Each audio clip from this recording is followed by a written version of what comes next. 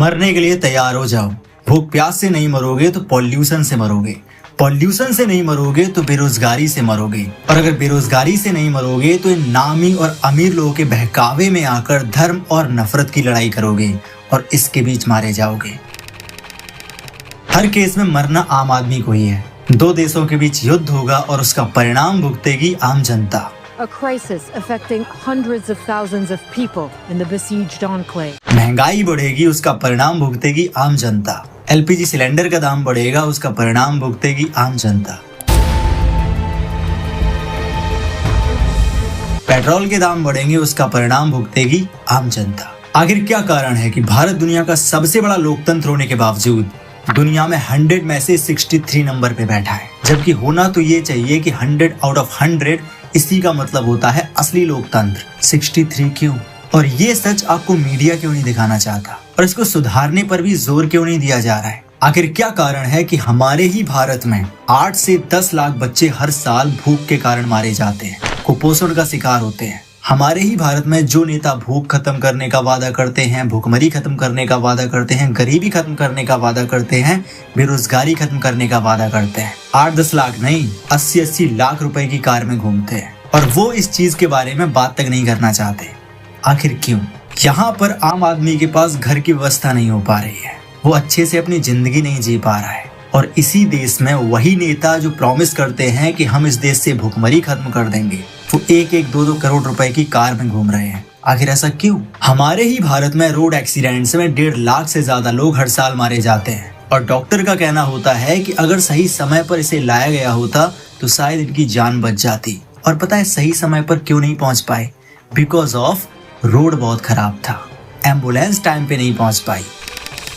आम आदमी से जो टैक्स का पैसा लिया जाता है वो जा कहाँ रहा है? हार्ट अटैक के मामले में 60 से 70% पेशेंट हॉस्पिटल समय पे नहीं पहुंच पाते। क्यों? क्योंकि रोडों की हालत खराब है, एम्बुलेंस टाइम पे नहीं पहुंच पाती और उनकी जान चली जाती है। इसका जिम्मेदार कौन है? भारत में हर साल 16 लाख से ज्यादा लोग सही हेल्थ केयर न होने की वजह से मार दिए जाते हैं। ये मर्डर है, ये एक सोची समझी साजिश है। ये सारी की सारी बातें सिर्फ और सिर्फ आम जनता के लिए हैं। महंगाई आम जनता के लिए बढ़ती है, रोड खराब है आम जनता के लिए, क्योंकि अमीर लोग रोड पर नहीं चलते, वो एरोप्लेन में चलते हैं, हेलीकॉप्टर से चलते हैं। पॉल्यूशन बढ़ रहा है जिसमें सांस आप ले रहे हैं, क्योंकि उनके घर में 40,000 रुपए का 50,000 रुपए का एयर प्यूरिफायर लगा हुआ है। उन्हें हवा की क्वालिटी खराब होने से कोई फर्क नहीं पड़ रहा है। जब आम आदमी बीमार होता है तो वो लाइन लगा के हॉस्पिटल के सामने खड़ा होता है।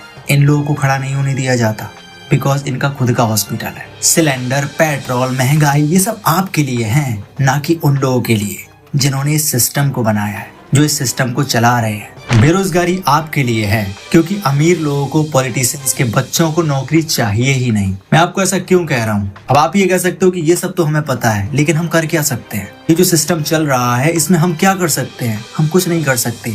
हमने ऐसे लोगों को अपना रोल मॉडल बना लिया है, हमने ऐसे लोगों को हीरो बना दिया है जिन्हें ना तो अपने फैंस की चिंता है और ना ही अपने देश की चिंता है। उन्हें अपने देश की प्रॉब्लम से भी कोई प्रॉब्लम नहीं है। वो आपको धर्म के नाम पर लड़वाते हैं, आप लड़ते हो। वो आपको बीजेपी वर्सेस कांग्रेस करवाते हैं, आप करते हो। वो तो चाहते ही हैं कि आप ये करो, क्योंकि ऐसा करने से आप उनकी डायरेक्टली मार्केटिंग कर रहे हो, लोग उनके बारे में जानना शुरू कर रहे हैं। और जब आप उन्हीं की बातें करोगे तो सीधी सी बात है, उनको पंपलेट्स कम छपवाने पड़ेंगे, उनको अपनी मार्केटिंग कम करनी पड़ेगी, पैसा कम खर्च होगा और उनकी कुर्सी लंबे समय तक बरकरार रहेगी। यही वो पॉलिटिशियंस हैं जो आपको आपस में लड़वाते हैं और फाइनली लास्ट पे सब लोग एक साथ बैठ करके पार्टी को एंजॉय करते हैं।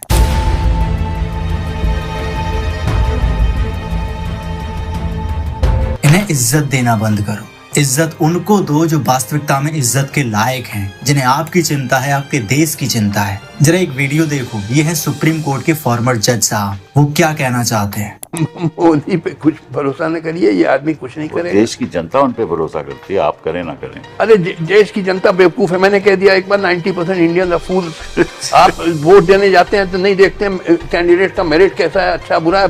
भेड़ बकरी जैसे जात बिरादरी भी वोट दे देते हैं 90%। तो आर यू नॉट फूल्स?